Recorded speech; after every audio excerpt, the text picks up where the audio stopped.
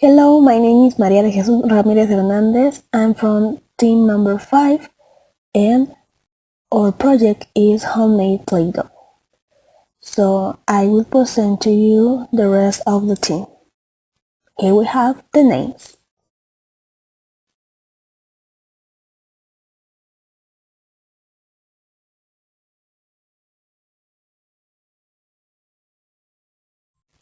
Was invented at the last part of the 19th century, being invented by two countries almost at the same time. In this case, by United Kingdom and Germany. This was because they need to cover a need existing at the time. In 1880, Frank Scope decided to create it because at that time in the city was artist center. So the sculptors and the artists in general need a material that was more manageable than clay. So for this reason, he decides to create the home Play-Doh. Hello, my name is ANAI and I'm going to talk about the characteristics of plastilin. First, it is a polymer that can be solid or liquid. In this case, the modeling clay is solid. The second one is when exposed to heat, it melts and becomes liquid, solidify when it cools.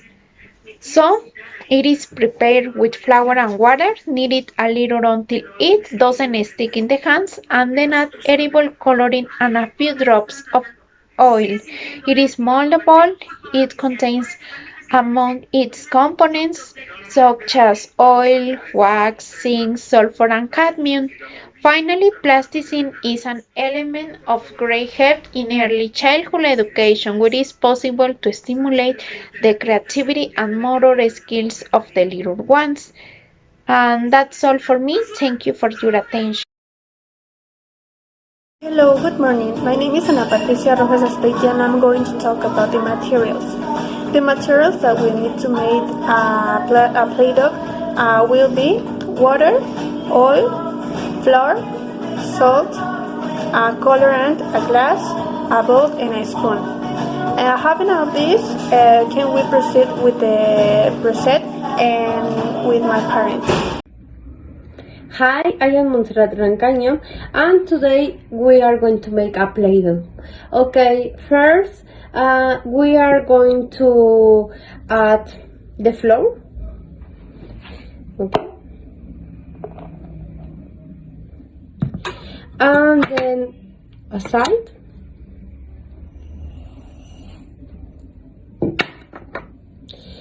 And water.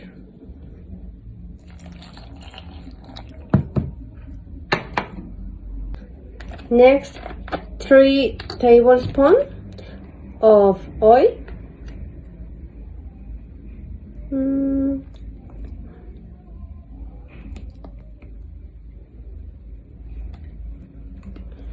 And we are going to mix all ingredients. Okay. And this is our Play-Doh, and I will add a little color. In this case is color pink. And this is the final result of the Play-Doh. Thank you. We will make a Play-Doh. For this we need water, oil, with flour, salt, a bowl, a teaspoon, and food cooking. We will copy a glass full of flour, pour it into the bowl, then have a glass of salt and add 4 teaspoons of oil.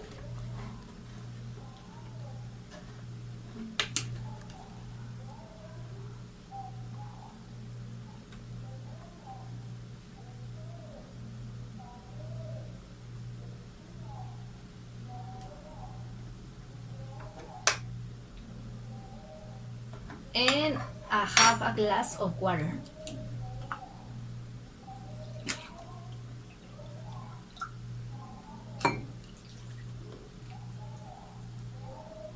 And now comes the funniest part, and we mix with our hands until it takes our consistency.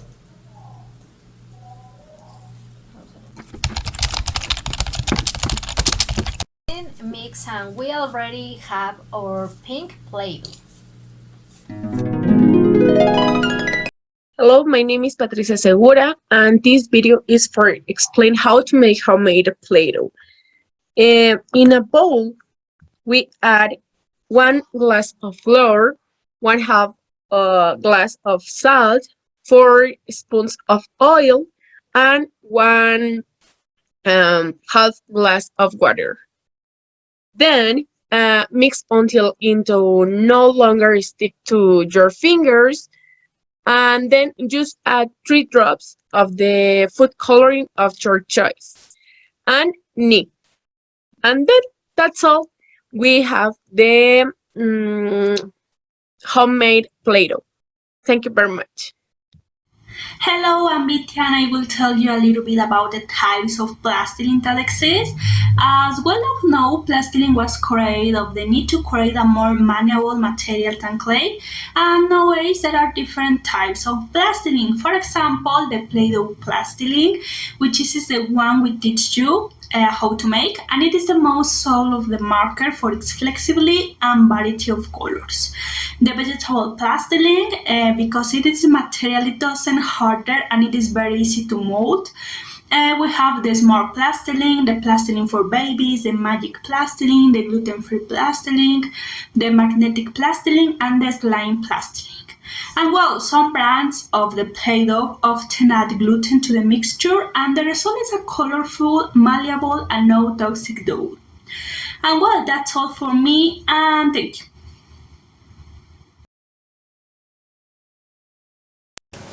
Okay, the use of homemade Play-Doh has many benefits both physically and psychologically because the individual interacts with an object that allows them to stimulate many areas of the brain, motor, and even the social part because it allows closeness between individuals.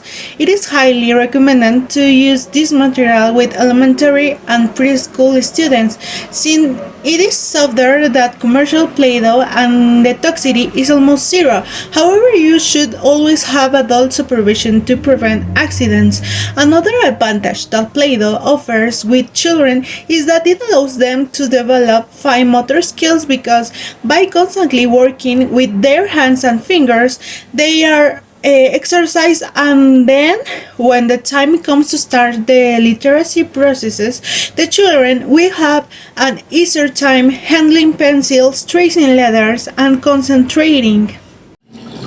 In conclusion, we choose this project because the use of the Play-Doh has many benefits, physically and psychologically, because that individuals interact with an object that allows him to stimulate many areas of the brain, motor, and even the social part because it allows the closeness between the individuals.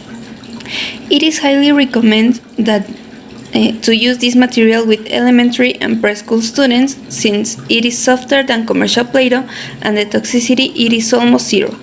However, you should always have an adult supervision to prevent accidents.